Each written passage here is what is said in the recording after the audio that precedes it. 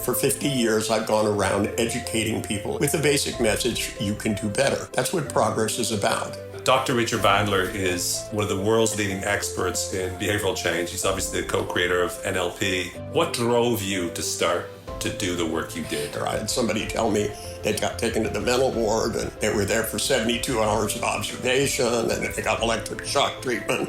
I didn't like it. It offended me. What differentiates the stuff that works versus telling you just think positively? Thinking is something that you need to be skillful at. If you use the wrong technique, you don't get the right result. What are your memories from the first time that we met? You were a very determined young kid, and that's what I liked about you. That's why I let you keep coming back. And you were a fighter too. You just didn't take no for an answer. Who've been some of the mentors in your life, Richard? What do you feel most grateful for in your life? What are some of the most important lessons that you've learned? The lessons that made most of the difference to your life? If you believe something, you build stories to justify it. It's inspirational to think all we have to do is be here in the moment. If the moment is being hit by a bus, I want to be the guy that sees it coming and don't step in the street. Welcome to another episode of the Changing Minds podcast. I'm Owen Fitzpatrick, and today I've got a really fun episode. I am doing an interview with Dr. Richard Bandler. Dr. Richard Bandler is the co-creator of NLP, Neurolinguistic Programming. He's a genius. He's a mentor to me. We've worked on a number of books together. I talked to Richard about a number of different things, everything from what are the most important lessons he's learned, who were his mentors. We talk a little bit about our history and how I've changed from Richard's point of view. We talk about how you can start to change the way in which you deal with your problems. So overall, there's a treasure trove of great value inside of this interview. And every now and then, I'm going to pause it and you'll see me pop up again, giving you some extra context and thoughts, because I really do want to give you my perspective or my interpretation of what Richard says. Really excited for you to join me on this. Let me hand it right over then to the best looking interviewer that I've ever seen in my life. Me.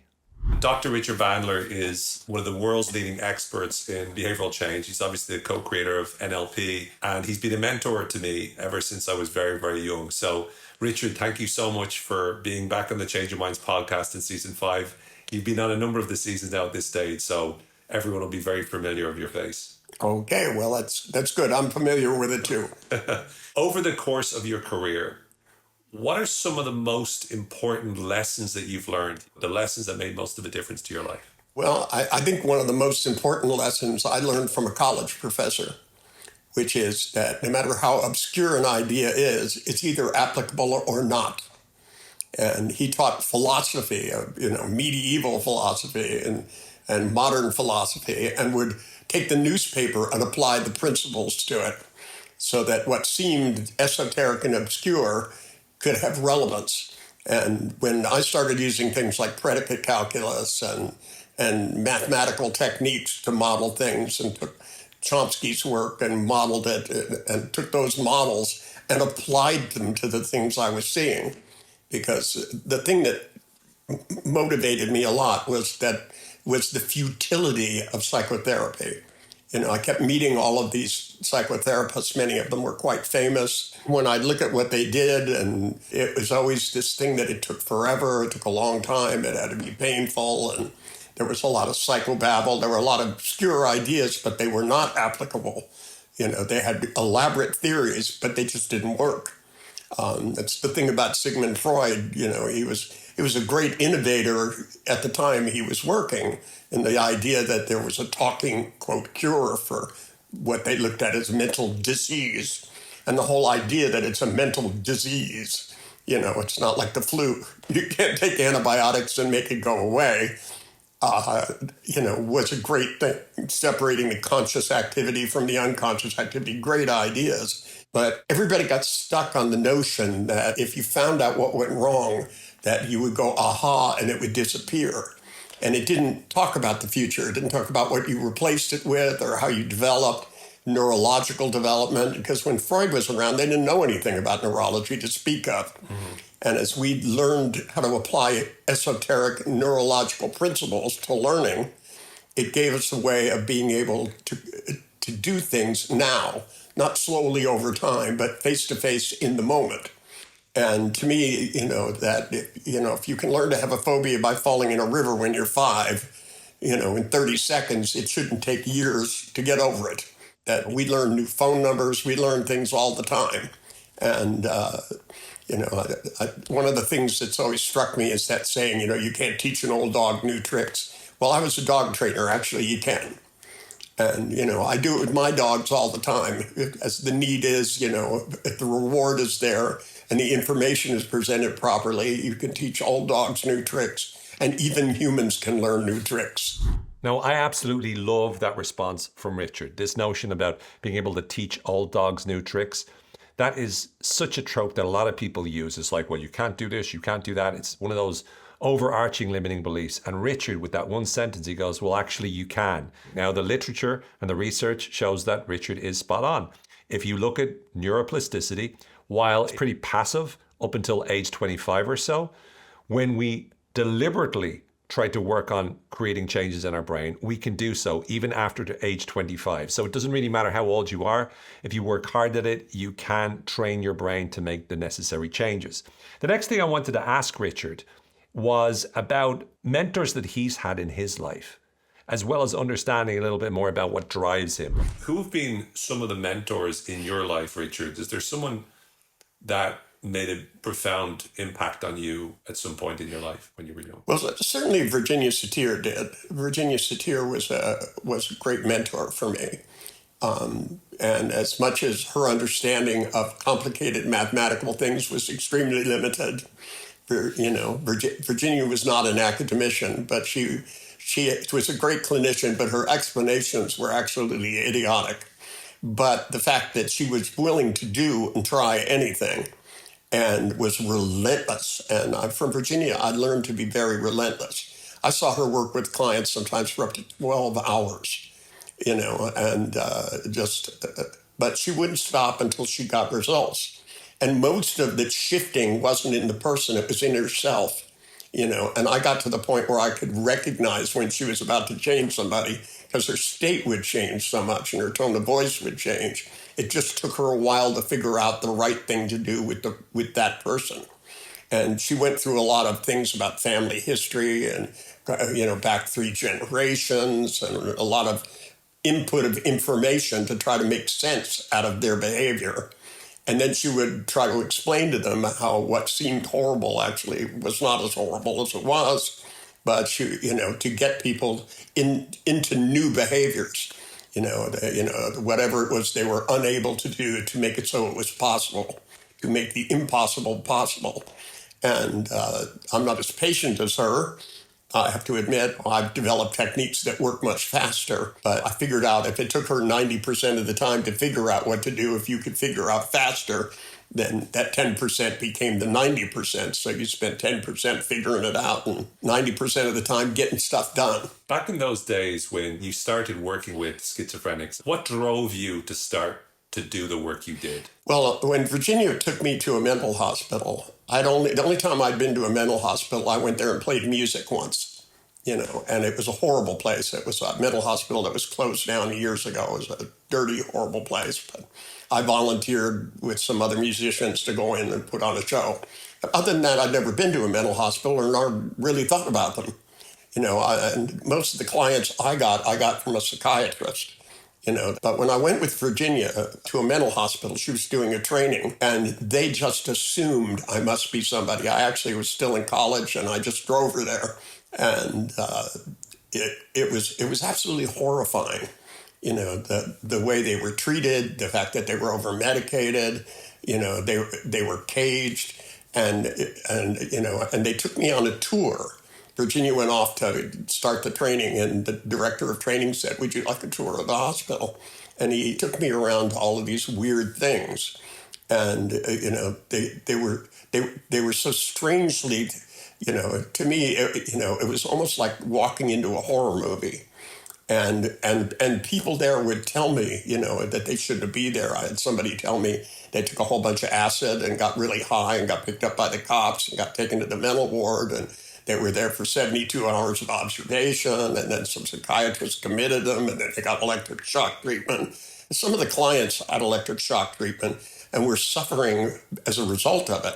One of them would wake up in the middle of the night seeing blue lights in front of their head, and got facial twitches all the time. And I found out they'd had three series of 12 electric shocks. And when I asked, I said, what for? And they said, well, I moved out of my old neighborhood when I got married. I married a fairly wealthy guy, and I would daydream about being back in the neighborhood. And some psychiatrist decided she wasn't in touch with reality and started giving her electric shock treatments. And I didn't like it. It offended me. And the more I looked at different therapies, because there were a lot of schools of psychotherapy, and I would go and check them out. And, I did psychodrama, I did all kind of weird ass stuff. Hugged trees, went to Esalen Institute, went all over the place. The more I went around, I started to realize the end user wasn't getting what they asked for. That didn't matter what they asked for. They would go through rituals, and the rituals were fairly humiliating, most of them. And then the more you emoted, the more you cried, the more you suffered, the more people rewarded you for that behavior. And it just seemed wrong to me. I didn't like it. And I've never liked it, and I'd spoken up about it most of my career. When I found out they were giving kids massive doses of Ritalin, because they were hyperactive and dyslexic, and I thought back, I was probably all those things. Had I gone to school at the right time, I would have been on that shit too. And I've done very well academically, on my own. And I wasn't a great student in elementary school, but by the time I got to college, I did fairly well, because I taught myself how to read and how to remember and all of those things. And that to call somebody learning disabled rather than saying we don't know how to teach you, it just seems like it removes the responsibility. It was like psychiatrists saying, well, he's not ready yet, he's resistant. The blame gets laid on the client, and therefore the person doing it doesn't learn new things. By blaming myself, I have to do something about it. But if I blame you, there's nothing I have to do about it. But I can still cash the checks. Because human potential movement kept getting weirder and weirder and weirder. There was Z therapy where they tickled people to death, rebirthing, outrageous things to people. And all of them just wanted to feel better about themselves. And nobody was talking about what you do to accomplish these things. I mean, what do you have to do to feel good about yourself? You have to do the right thing for the right reason. You have to stop talking to yourself in lousy voices, making crappy pictures, because then you get bad feelings. And it somehow or other, to me, seemed like a worthwhile endeavor to develop a technology, a cognitive technology, that took into account all the senses, including your feelings and your autonomic nervous system and everything else, so that people could accomplish, so they could have a better life. And not in 5 years from now, because that was like the standard notion that, it takes 5 years to change. So if you made 20 changes, you'd be 50 years old. That's just ridiculous. It's a ridiculous notion, and it came out of years of doing the same thing with no results and thinking that that's the way it's supposed to be. And I provided a very large counterexample to that. When I started taking people with phobias and then 30 minutes later climbing up a ladder or going in an elevator or swimming in a pool or whatever the hell it was an undeniable thing for people. They would look at it and go, because it violated their belief system. And I didn't go into history. I didn't do any of that stuff. I re-educated their neurology. And I've always stayed in touch. And I used to have a neurologist that fed me information like crazy. I would go in and explain what I had done with somebody, and he would explain to me how it worked neurologically. So I started looking at anything that neurologists found out and trying to figure out how to use it. And, Chomsky's work, of course, was a model of how language worked. And by reorienting it, we came up with the meta model, which is a very powerful tool, to gather information and to get people to think differently. What's driven me is that, nothing drives you more than success. And when I started out, it was common knowledge that psychiatrists had the highest suicide rate. That has long since disappeared. You talk to a psychiatrist now and they're talking about pharmacology. And they don't just go, he had a nervous breakdown. Now they're talking about what chemicals are imbalanced and trying to do something about it. And hopefully all of these fields, And even when, I started working with the fields of sales and things, it offended me that the largest profession in the world you couldn't get a degree in, but you could get a degree in poetry. I mean, I was at college at the time, and, there were people, and I had master's degrees in literature, right? And there are highly skilled negotiators, highly skilled salespeople. You could get a business degree, but they didn't teach you how to sell cars. It seems to me that you should know how to sell things, and you should know how to do accounting. There are all these things that are basic business knowledge. And nowadays, things have changed. And I think it's for the better. And to me, I'm trying to get people with the force of my life. I've been at this over 50 years. And for 50 years, I've gone around educating people in all kinds of different fields and all kinds of different things with the basic message, you can do better. That's what progress is about. And I'm hoping we can keep up with our technology, because technology, I think, has outstripped education, and that's a bad thing. That description that Richard just gave there was one of the most accurate and best descriptions of why he does what he does and why he decided to go in the direction that he did.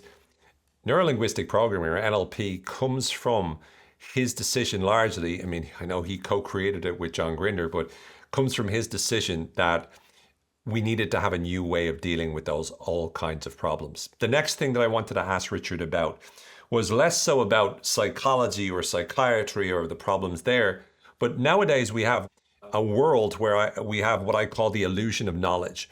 And this is the notion that people are coaches, life coaches, and therapists and speakers and thought leaders of all different ilks, and they all seem to have the solution. But yet most of what they're saying is just like positive thinking. I wanted to get Richard's perspective over what's the difference between the kind of work that he would do and the kind of work that a lot of these people are doing, right?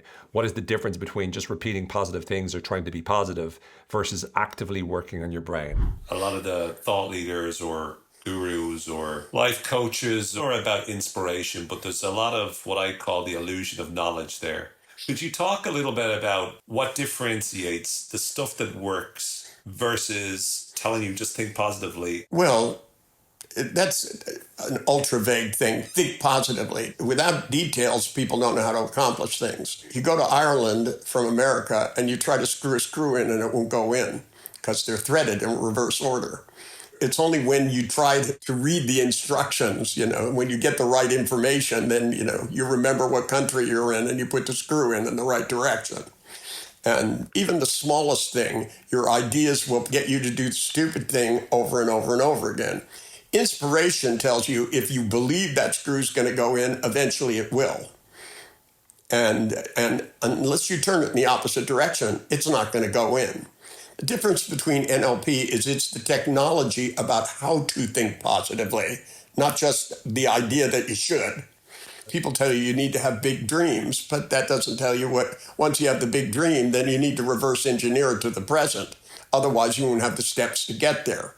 Belief will carry you part of the way, but when you come up against that screw, reality sets in. And this is where most people, get depressed, get disappointed, overwhelmed because, they think everything's going perfectly. It's not just that the world matches your picture, because it ain't going to happen. You can imagine a dress and go try to find it, and you'll never find it. If you go out and look at the ones that are there and pick one you like, you will save yourself a lot of time. And, the idea that you can make a picture and then get everything to fit it is erroneous to start with. And to say think positively, well, positively is where you build a belief that things are possible. That's good. That's inspirational. Then the question becomes, what things? Because you don't want everything. You want some things and not others. And some of the things you want, you'll discover aren't worth having. I've had a lot of that in my lifetime. I had people in my life that, if I had a do-over, I would have never spent any time with. They turned out to be everything from thieves to, total frauds in every way you can imagine. And, inspiration is good, but it requires perspiration to get things done. And you have to know how to do it. It requires skill. thinking is something that you need to be skillful at. If you use the wrong technique, you don't get the right result. Everything has to be tailored to the client. My new book, Legacy, is all about how to do that. The rules of thumb I use to tailor it to the person so that they end up not just thinking positively, but doing positive things. Because you can believe the world is perfect the way it is. I remember Baba Ramdas. I went to hear him talk many years ago at the University of Santa Cruz. And I'd read his book, and when he started giving his talk, it was word for word the same as the book. And I thought, boy, this guy really is here now. He's got one speech, and he just keeps giving it. Afterwards, I went up and I called him Richard because his original name was Richard Alport. And I went up and I said, Richard. I said, that's my name too. And he went, my name is Baba Ramdas. And I said, okay. I said, I have a question for you. I said, if you're going to just be here now, how do you know what to do next? And, he said, I just do whatever comes. I said, then how did you make a plane flight to get here? You could be here now if you have a good secretary, I guess. But how do you know where to go, what to do, what to say yes to, what to say no to? And when you go in a restaurant, you have to make decisions about what you're going to have for lunch, let alone what restaurant you're going to go to. It just goes on and on and on. Living requires thinking. It requires planning. It requires doing. And, it's inspirational to think all we have to do is be here in the moment. But, if the moment is being hit by a bus, I want to be the guy that sees it coming and don't step in the street. What are the most important things that someone out there that is not feeling very good, not very successful, not very motivated, very stressed or anxious need to do to start communicating better with themselves? Well, the first thing is to realize that when you think stupid things, it doesn't mean you're stupid. It means you're thinking stupid things. And to stop it and start, because you can't just turn it off. You have to replace it with something better. If you have a voice that says you'll never amount to something, you have to have a voice that says, oh yeah, watch this. If you don't have a direction to go in, if you can't imagine something as a possibility. I had a suicidal teenager, right? It's 14 years old. And he tried to knock himself off with a handful of pills and did a bad job. He lived in a small town, and he said, I don't think I'm college material. I'm not good at school. And so only future I could see is working in a fast food restaurant for the rest of my life. And I said, are there walls around your town? And he went, what? And I said, are there walls that you can't climb? Or are there roads going in and out? And I said, when you turn 18, you may leave your town. And between now and being 18, you may discover, because I took a test in high school and they told me I wasn't college material. I've got multiple PhDs. The fact is you're not old enough or smart enough to go to college. Well, you're actually just not smart enough to decide how smart you are. This is the point where you have to change and start to imagine yourself leaving this town and going and getting a great job somewhere. And asking yourself, what do I need to leave here and get a great job? You need a little money, you need a little education, and who knows? You may not be the best person in college, but that doesn't mean you won't make the right contacts. That's what people do. And living where he lived, there was even free colleges, for heaven's sakes. And the fact that you're not good at academics doesn't mean you can't become good academics. You can imagine it, you can do it. But if you can't imagine it, if you're imagining yourself, sitting somewhere going, do you want fries like this, and at 90 years old in an apron, you're not going to make plans. You're not going to figure out how to do things. You're not going to have the enthusiasm to live. Because, look at it. You had nothing to lose. You're going to kill yourself, And what if it turns out you were totally wrong and you're headed for one of the greatest lives there is? What a thing to miss out on because you're stupid. I said, you don't want to be that stupid.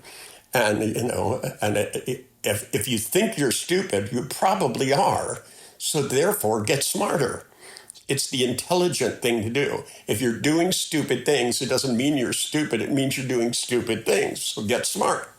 Start talking to yourself in a better voice, making better pictures, and spinning your feelings in a direction that feels good. Because if they're spinning this way and you feel horrible, slow them down and spin them in the other direction. If you're not motivated, then the question is to do what? Find something you are motivated to do. Find out how your feelings move and move your feelings in that direction. And do things that are difficult. Just because they're difficult doesn't mean they're not good for you in the long run. Because if your plan is, this far in front of you, and your life is, going to be 90 years old, you just better start thinking in the long term and making better plans. You want a good life? Get a good imagination. All reality is built from imagination. That's what it's built out of. This house, somebody imagined it, and then they built it. Tall buildings, bridges, monuments, pyramids, bridges across giant rivers, everything that man and women have accomplished since the beginning of time. There weren't enough caves for everybody to live in, and somebody thought we could pile a bunch of rocks up and make our own cave. House number one. I love that example of house number one. I just think it's so beautifully described. I also love what Richard was saying about this notion of stupidity and how it's not a case of you being stupid, it's a case of you doing stupid things. Those kind of distinctions, those kind of insights are so helpful because they're patterns that we tend to fall into. It's very likely that at one point of time, we'll fall into the habit of saying, oh, I am stupid or this or that or the other. But what Richard's doing is really getting you to realize that stupid is as stupid does, as I think Forrest Gump would say, but it's the actions that we take that will determine whether or not we can become smarter. And as he said, get smarter, to become smarter by doing smarter things, by thinking smarter thoughts, by communicating in a smarter way. But also, Richard's notion about what's possible from an imagination point of view, I found intriguing. The next question I had for Richard was around what he often calls the difference between real problems and imaginary problems. And he says, look, there are real problems and there are imaginary problems. So problems that are in the real world and problems that we create in our imagination.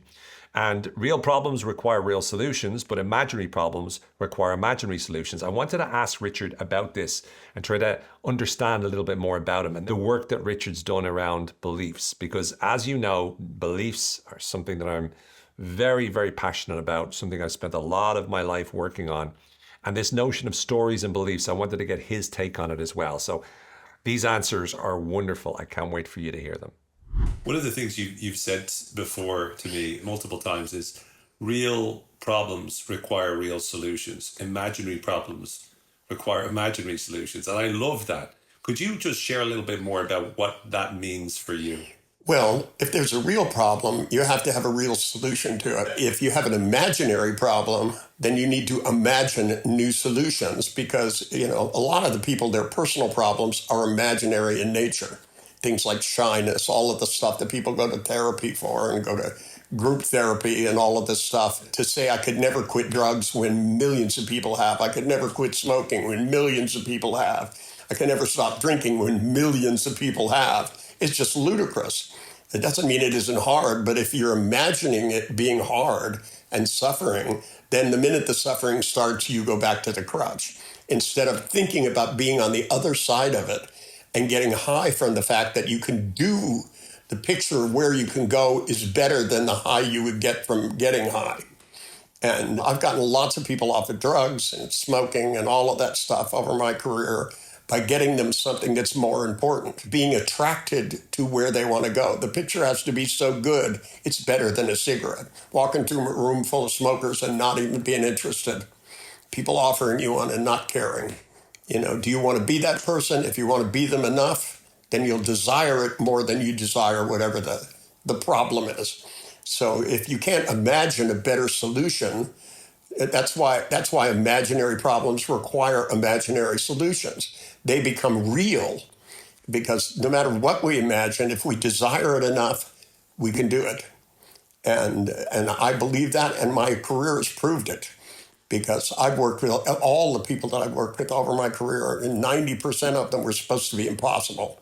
So many of the ideas that I think that you've been talking about for decades have been around helping people to change what's going on inside their head. And what I've found is a big focus of me over the last few years has been on belief and the importance of working and changing your beliefs. And obviously the meta model is one of the greatest tools ever to be able to deal with that.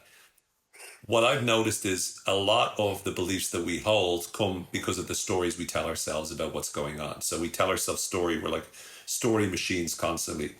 Could you talk a little bit about the stories that people are telling themselves and how you help them through. I mean, you use stories so magnificently in the seminars that you do, and even with clients, I've heard you do this many times. Could you talk a little about the reason why storytelling tends to be so powerful and why they tend to connect with the stories that people tell themselves and change them? Because you're building a better imagination. That the stories they're telling themselves are number one, not logical, and number two, they're not satisfying. And if you can tell people stories, most of my stories aren't really stories, they're examples of people that I've worked with over the years. I'm telling stories about people that were really suffering and really got beyond it. And the major thing they did was by changing some kind of belief. Because if you believe something, you build stories to justify it. There's this funny thing in logic where if there are 100 examples of something and you get another example of it, it doesn't really increase the credibility of it very much. Yeah. But if you have a counterexample, boy, it whacks it through the floor. And a lot of people, their stories are to provide things that contradict anything that could be a counterexample.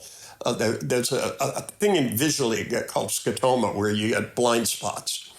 And Fritz Perls used to talk about how people have blind spots. Emotionally, they couldn't see things. They would go, nobody loves them when their children loved them. There were perfect counterexamples, but they couldn't really see it and feel it because they didn't believe they were lovable. And so anything that was a counterexample got deleted. And that's part of how we build our model of the world.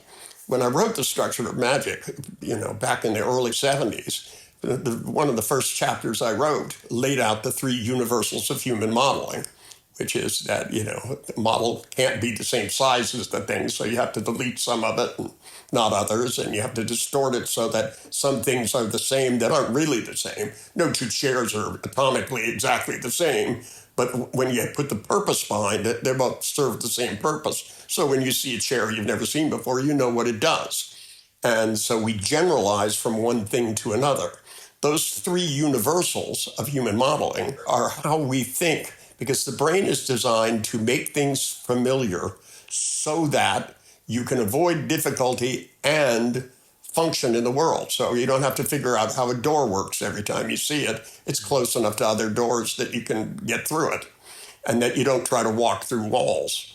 It's like today interviewed me and John Grinder separately, and I don't know where they came up with it, but somehow in the magazine they went, Richard Bandler says if somebody could walk through walls, he could teach you how to do it. And, and I had people come into seminars and go, you claimed in a magazine that you could get me to walk through a wall. And of course, I can. All you do is open the door and walk them out. And all beliefs are like that. People just don't see the doorway out of their beliefs, and it's our job to give them the doorway. And isn't it true that when that person asked you in the seminar, can you help me walk through a wall? Could you share that story? Yeah, well, the first thing I had them do is visualize a small circle and then make it bigger than them, and then told them to jump and shove them into the wall. I did it 3 times, and they kept doing it over and over again.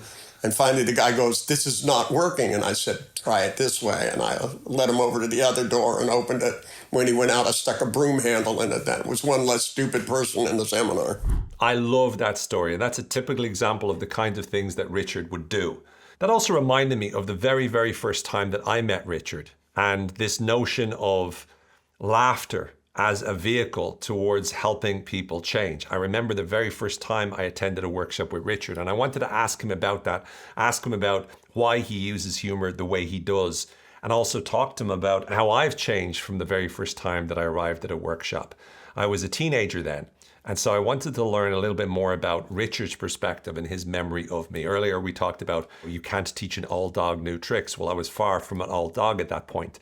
But I wanted to learn more from Richard about his perspective of everything. I suppose I was a young dog when I first met you. You were a puppy. I was a puppy. I was a teenager when I first attended a course with you. The very first time I went up to you, I remember being so nervous, and I remember asking you a question, and you just gave me this look as if to say, what are you asking me this for? I was like, do you think it's possible? Do you think it's possible for me to do this for a living or whatnot? And you just looked at me like this with one eye raised.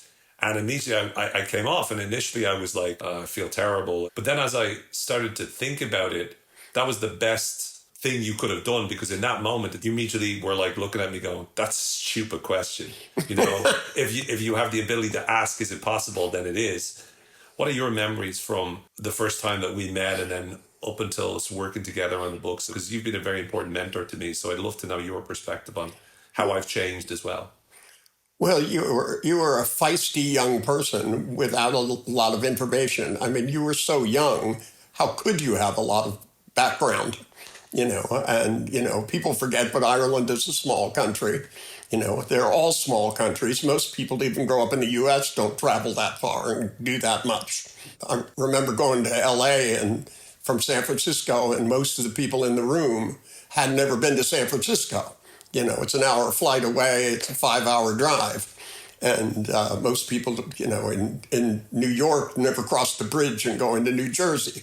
You know, that most people live in small worlds, and since they're building everything out of it, they don't know much about it. You were a very determined young kid, and that's what I liked about you. That's why I let you keep coming back. And you also weren't burdened with all the information, you know, because a lot of the people I was training at the time were psychotherapists that had been doing the same crap for years. And, they, you know, in their mind, even when they learned techniques, they were still trying to understand it through old theories and their own past rather than building new futures. And you had nothing but new future. And that's what I liked about you. And that's why I provided you the opportunities I did. Mm-hmm. And you weren't the only person I did that with, but you were certainly one of the ones that took full advantage of it. Yeah. You know, and you were a fighter too. You just didn't take no for an answer. You're a bit of a polarity responder, which is good. So am I. Yeah. You know, and that very question you asked, is it possible? You know, if I'd have said yes, then it would have taken your motivation away. The fact that I didn't answer meant that you had to figure it out on your own. Yeah. And that's what we all have to do in the end. You know, with clients, a lot of them come in looking for answers, and I don't have answers. I have good questions, but I don't have good answers. You know, everybody has to make an answer that fits their own life, and hopefully they stretch what fits. Mm-hmm. And that's been sort of my philosophy all along with everything. But you and I have interacted over a long period of time. Yeah. When you used to come to my house in Ireland when I lived out there, you know, it was always a pleasure, you know, because you would come and, you know, sometimes you'd come with other people, and the difference between you and them was obvious. They were trying to make everything fit into understanding, and you were just filled with questions. Yeah. And, you know, that's a difference, you know, when people come to you and they want to know that they're right as opposed to knowing, you know, what's next. And you had a lot of what's next. That's what I always liked about you. I remember that very first time where I met you. I remember my face hurt so much. That was Dunleary, wasn't it? It was Dunleary. Dunleary. And I walked away from that, and I was a teenager, obviously. My face was killing me because I don't think I'd smiled as much in the rest of my life as I had laughing, tears streaming down my face. What is it about humor, and why do you use it so much? Why is it so important in making a change? I always say you're going to look back and laugh. Well, my policy is why wait? Start with that. In order for people to repattern in their mind, that neurochemistry is connected with laughing. And that's why if you start to make the same mistake a number of times, you'll start laughing and then you stop doing it. Even when they changed my phone number, you know, the phone company changed my phone number once, back when phones were rotary dial, and they changed everybody's phone number in San Francisco. I don't know why they did it, but they changed the area code, and that way they got more area codes. It was then long distance to call what was a local call. So I know their motivation, but you know, I went to the supermarket and started to call my own house, and you know, I kept dialing the old number, and that's back when payphones were on the wall. You didn't have cell phones. I did it 3 times in a row, and I kept getting angry, and I kept making the same mistake again. But when I started laughing and caught myself, I never made the same mistake again, because our neurochemistry is designed that way. It takes like about 10 successful tries to grow a new cortical pathway. And we have to layer them over the old ones. The old ones don't go away. You put something new over the top of it. In computer technology, that's called a Turing machine. It's like plates in a cafeteria. The first one on is the last one off.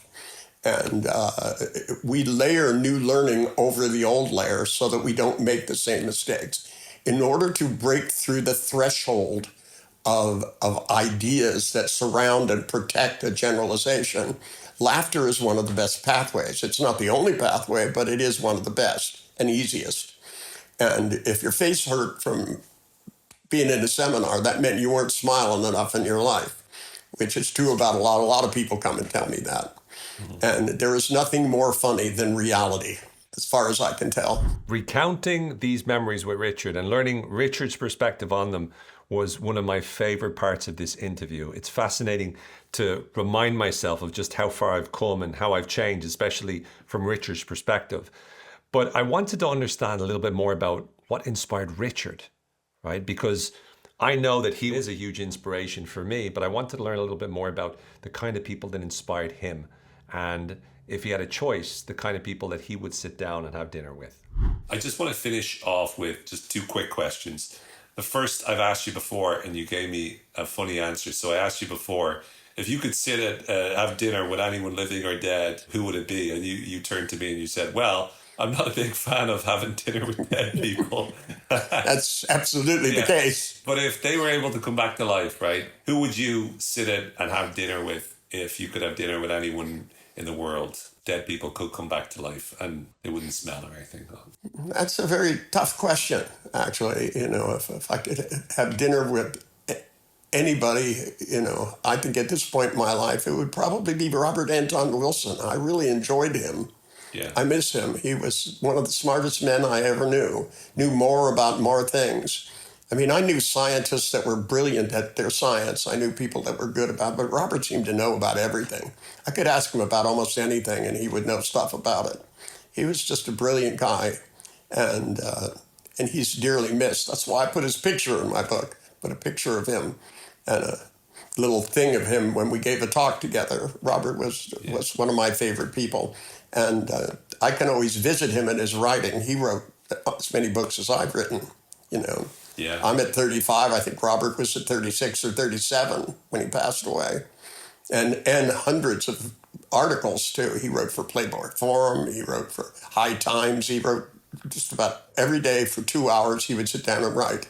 A very disciplined writer. I'm not so disciplined myself.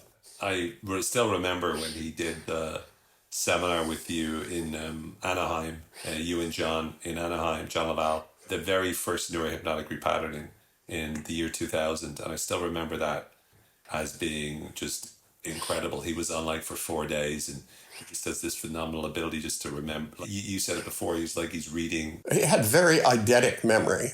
And during that seminar, we went out and had Chinese food one night, and I had a station wagon. I think there were 9 of us that went out. It's a big ass station wagon, and he was in a wheelchair.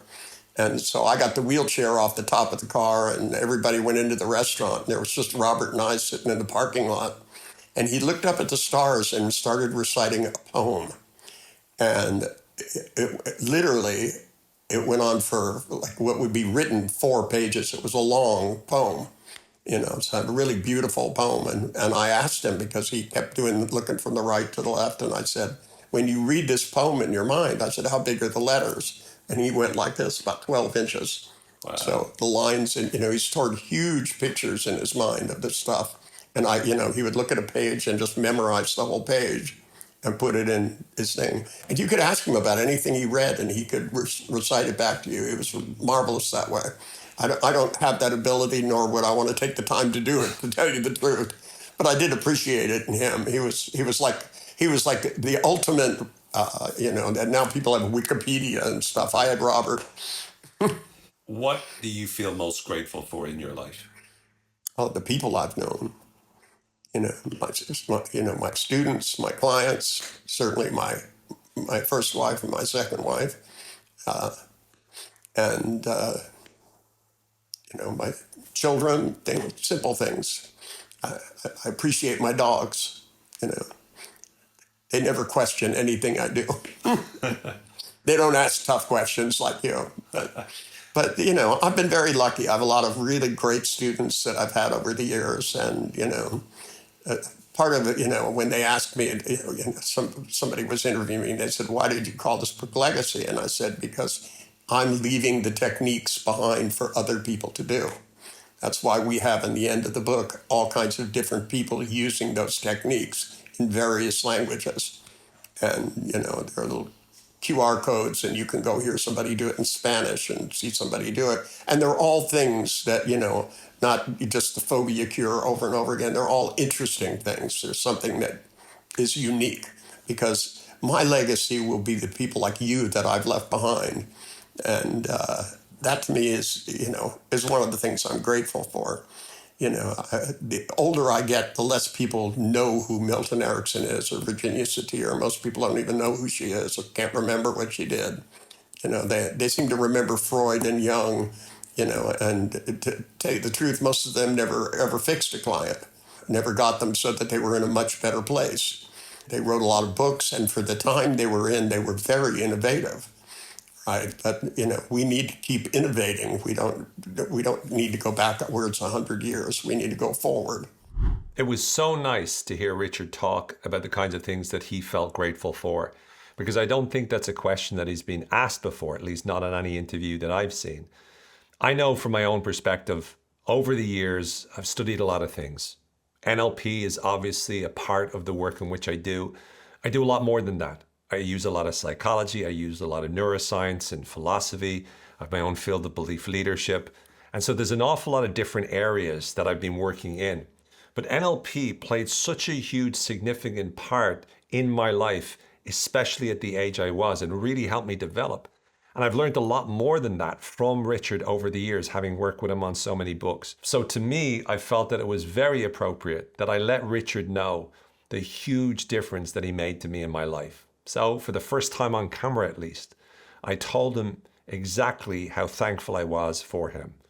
We've talked before about how the work that you've done, a lot of times people will go out there, learn NLP and teach it, and they've got entire careers as a result of the technology that you've built. I certainly have my career since I was a teenager. I've always worked for myself, and I owe a great deal of thanks to you for everything you've done. My life is profoundly different as a result of the work that you've done with me, and I'm very grateful to call you a friend, a mentor, and I very much appreciate it. And I think there's a lot of people in my shoes that have had their lives impacted massively by you. So a big thank you. I want to say that in front of the world. So thank you, Richard, for everything. You bet. Thanks. And thank you for doing the podcast with me. So there you have it. Dr. Richard Bandler is a phenomenon. I am very blessed and very lucky to have worked with him for the last 25 years or so, having learned so many different ideas that have helped me to transform my life and the life of thousands of other people as well. To me, it's a rare opportunity to be able to sit down with a genius and to be able to ask questions like I've been able to do so many times. And I hope that you found this particular interview useful. I hope you got a lot of great ideas and insights that you can then apply into your life. For more information about Richard, go to richardbandler.com.